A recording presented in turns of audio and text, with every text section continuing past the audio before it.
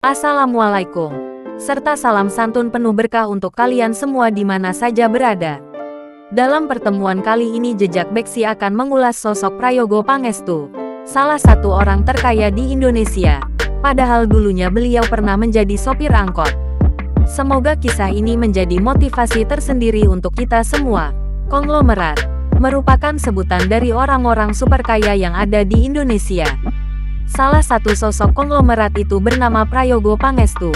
Ia dikenal sebagai konglomerat kayu dan sumber daya alam, berkat mendirikan perusahaan induk bernama Barito Group. Biografi Prayogo Pangestu sebagai tokoh sukses di dunia bisnis dan usaha cukup menarik untuk dibahas. Pada tahun 2020, majalah bisnis ternama dunia, Forbes, merilis daftar nama-nama orang terkaya di Indonesia dan dunia. Berdasarkan informasi di majalah ternama tersebut, setidaknya terdapat 13 daftar nama-nama orang terkaya Indonesia, yang tercatat sebagai daftar konglomerat dunia. Prayogo Pangestu lahir pada tanggal 13 Mei tahun 1944, di Kabupaten Sambas, Kalimantan Barat. Ia memiliki nama Tionghoa, Pangdejun Pen, dari pemberian sang ayah. Nama tersebut diberikan oleh sang ayah karena memiliki arti burung besar yang terbang tinggi untuk menguak awan mendung. Dalam mitologi kuno suku Hek, orang China Taiwan, ayahnya memiliki pekerjaan sebagai seorang penyadap getah karet. Nama ayahnya sendiri ialah Pang Siwon. Keluarga Prayogo Pangestu terdiri dari 5 orang anggota utama. Istri Prayogo Pangestu bernama Herlina Candinegara. Lalu dari hasil pernikahannya Prayogo dan istri dikaruniai dengan 3 orang anak.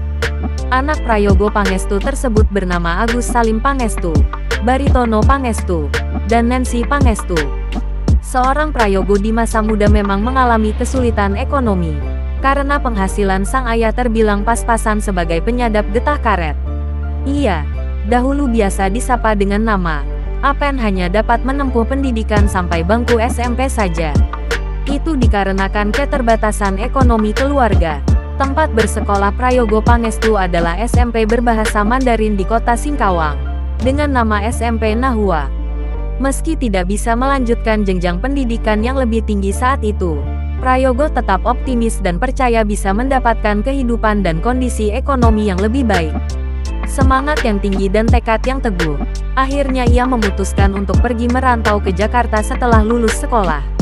Sebagai seorang perantau di ibu kota Jakarta, Prayogo Pangestu tentu memiliki harapan dan angan-angan untuk membangun kehidupan lebih baik. Akan tetapi, nasib berkata lain kepada Prayogo. Niat hati ingin mengubah nasib di kota besar berakhir kecewa berkali-kali karena gagal mendapatkan pekerjaan. Dengan berat hati Prayogo terpaksa memutuskan untuk kembali ke kampung halaman di Kalimantan. Setelah kembali ke kampung, ia kemudian memutar akal untuk bisa mendapatkan penghasilan. Akhirnya ia memulai pekerjaan sebagai seorang supir angkutan umum atau angkot, dengan jalur trayek rute kota Singkawang, kota Pontianak. Tidak cukup menjadi seorang supir, Prayogo Pangestu juga mulai memberanikan dirinya untuk membuka usaha kecil-kecilan, seperti berjualan bumbu-bumbu masak, keperluan dapur, bahkan ikan asin. Di tahun 1960-an, Prayogo Pangestu mengenal seorang pengusaha kayu sukses asal Sarawak, negeri Malaysia. Pengusaha tersebut bernama Burhan Urai alias Bong Sun Ong. Sosok Burhan datang ke Indonesia melalui kota Pontianak, di saat ramai-ramainya kasus penyelundupan kayu ke Malaysia. Saat itu banyak terjadi penebangan kayu hutan berskala besar dan masif, karena adanya sistem persil dan petak rakyat yang menguntungkan Burhan secara berlimpah ruah.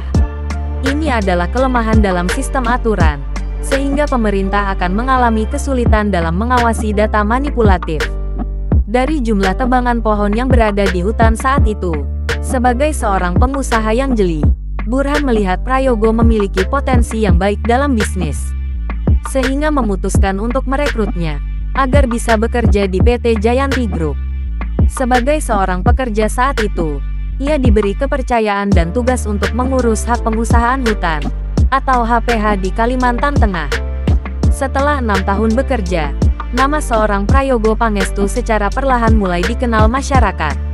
Ketika itu Burhan Urai ingin melakukan upaya pemindahan terhadap PT Jayanti, yang tadinya di kota Pontianak ke kota Banjarmasin.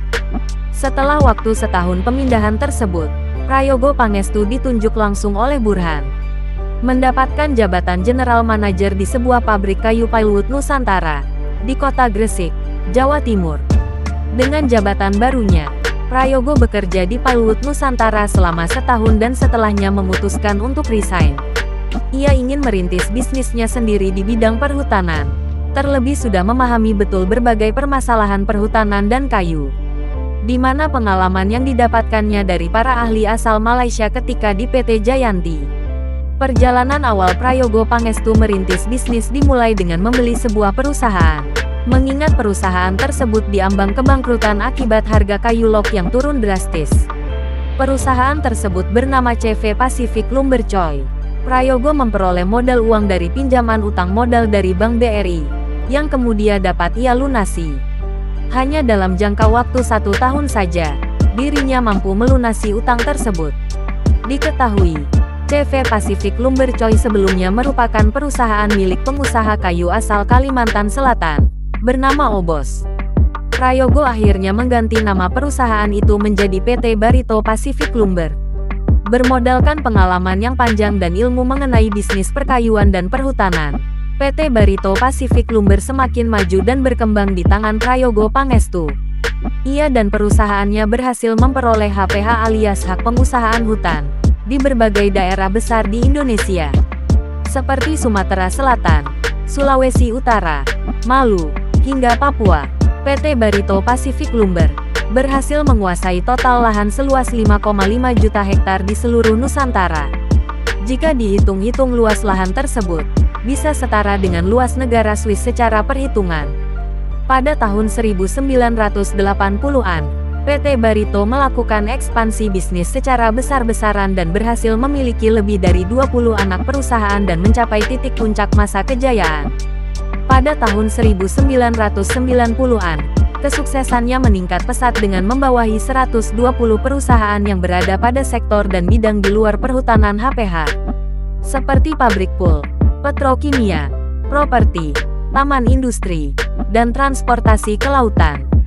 Keberhasilan dan kesuksesan Prayogo Pangestu tidak terlepas kaitannya dengan pengaruh keluarga cendana. Banyak isu yang beredar bahwa keberhasilan PT Barito Pacific merupakan berkat hasil gelap menggarap HPH di Kalimantan Timur. Dikatakan, HPH tersebut sebenarnya milik PT Panambangan yang dipimpin oleh Sukamdani Sahid Gito Sarjono. Ia diketahui merupakan kerabat dan saudara dekat dari Presiden Soeharto di masa Orde Baru. Memang hak pengelolaan hutan telah diatur dan dibagikan kepada kerabat dan keluarga sang penguasa, terutama mereka yang menduduki jabatan militer. Tetapi dalam prakteknya, keistimewaan tersebut tidak dijalankan dengan serius secara pengelolaan, sehingga lebih banyak diserahkan kepada pihak lain.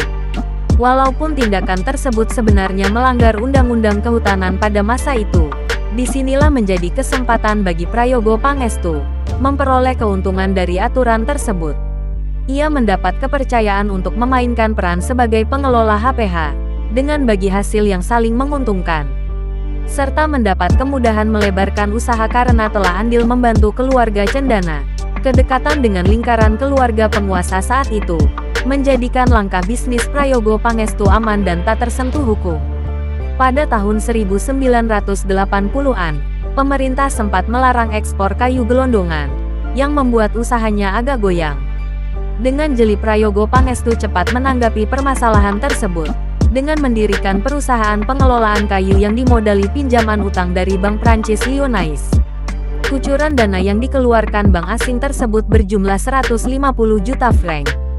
Dengan uang sebesar itu, Prayogo Pangestu membangun beberapa pabrik produk kayu yaitu Plywood dan Samwil, yang merupakan pondasi awal Barito Pacific Timber. Berkat langkah bisnisnya itu, membuat Prayogo Pangestu kembali sukses menjadi produsen dan pemain ekspor kayu plywood terbesar secara global saat itu. Berkat kesuksesan di bidang produksi dan pengelolaan produk kayu secara global, membuat majalah bisnis luar yaitu Far Eastern Economic Review memberikan julukan Prayogo Pangestu sebagai Lord Forest atau Raja Kayu dari Indonesia. Kemudian Prayogo Pangestu semakin erat dan dekat dengan keluarga dinasti Cendana. Pada masa tahun 1980-an, Prayogo Pangestu semakin dekat dengan putra-putri Presiden Soeharto. Ia bahkan membangun kerjasama bisnis dengan putri sulung sang penguasa, yaitu Siti Hardiyanti Rukmana alias Mbak Tutut. Mereka berkongsi dan bekerja sama dengan membangun beberapa perusahaan yang ada di Pulau Sumatera, seperti PT Eni Musi Lestari, Perkebunan Hasil Musi Lestari, dan PT Gandaera Hendana. Di tahun 1991, Prayogo Pangestu dan Mbak Tutut kembali mendirikan perusahaan di bidang pengelolaan hutan, yaitu PT Musi Hutan Persada. Selain berkongsi dan bekerja sama dengan Mbak Tutut, ia juga menjalin kerjasama dengan Bambang Trihatmojo sebagai pemilik Bimantara Group, yang mana mendirikan sebuah pabrik pengelolaan bubur plastik yaitu PT Chandra Asri di Cilegon, Jawa Barat. Prayogo Pangestu semakin dekat dan erat dengan lingkaran keluarga penguasa Orde Baru. Kemudian ia mulai menjalin hubungan dekat dengan Presiden Soeharto alias Desmiling Jenderal. Mereka sering terlihat bermain golf bersama. Bahkan Prayogo membawakan tongkat golf milik penguasa itu. Di saat penguasa Orde Baru tersebut lengser dari jabatannya, bisnis Prayogo juga terkena imbasnya dan mengalami masalah. Dengan kepiawaian membangun relasi, Prayogo Pangestu cekatan dalam membaca kondisi. Setelah Presiden Soeharto lengser, ia mulai mendekati penggantinya, yaitu Presiden Abdurrahman Wahid atau lebih dikenal dengan sebutan Gus Dur. Langkah politiknya itu dirasa cukup tepat, karena Gus Dur membantu Prayogo Pangestu dengan statement bahwa Prayogo Pangestu merupakan aset negara yang telah berjasa membuka lapangan kerja, serta memberi pundi-pundi ekspor untuk Indonesia. Pernyataan Gus Dur tersebut dirasa berhasil menunda penyidikan terhadap dirinya, setelah muncul berbagai desakan dari masyarakat dan mahasiswa, yang menuntut koruptor dan pengusaha Orde Baru diseret ke meja hijau pengadilan.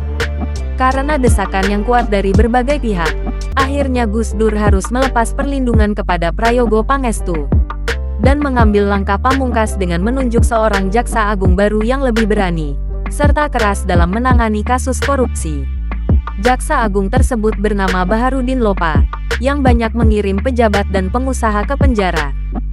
Pada tahun 2009, nama Prayogo Pangestu kembali mencuat dan terdengar oleh banyak khalayak, karena kasus Menara Jakarta. Ia digadang-gadang merupakan seorang pemegang saham mayoritas dari menara yang akan dibangun, setinggi 558 meter tersebut, dengan estimasi biaya pembangunan proyek sebesar 5 triliun rupiah. Saat ini Barito Group, yang didirikan Prayogo Pangestu terus mengalami perkembangan dan kemajuan, dengan merambah ke berbagai sektor seperti petrokimia, properti, pengelolaan kayu, perkebunan, minyak sawit, dan sektor lainnya. Prayogo berhasil melakukan akuisisi terhadap saham PT Chandra Asri dan PT Tripolita Indonesia sebagai salah satu perusahaan petrokimia terbesar di tanah air. Prayogo Pangestu pernah mendapat sebuah penghargaan yaitu Bintang Jasa Utama dari Presiden Joko Widodo di tahun 2019. Penghargaan tersebut diberikan karena Prayogo dinilai sebagai tokoh berjasa bagi kemajuan dan kemakmuran bangsa dan negara, melalui dunia usaha dan membuka lapangan kerja. Kemudian, putranya yang bernama Agus Salim Pangestu akan menjadi kandidat penerus dari kepemimpinan Barito Group. Agus telah menjabat sebagai Wakil Presiden Direktur Barito Pasifik sejak tahun 2002 hingga saat ini. Meski demikian Prayogo Pangestu tetap menjabat posisi penting sebagai Presiden Komisaris Utama. Nah, Sobat Setia Jejak Beksi, itulah pembahasan lengkap mengenai biografi dari Prayogo Pangestu, orang terkaya Indonesia sebagai pengusaha kayu sukses. Meski dirinya sempat menjual ikan asin, bahkan supir angkutan umum saat di awal membangun tangga kesuksesan. Setiap pengusaha tentunya mengalami proses terlebih dahulu, sebelum mencapai puncak kejayaan. Itulah cerita dan perjalanan hidup dari Raja Kayu Indonesia yang berhasil mendirikan Barito Pacific Group.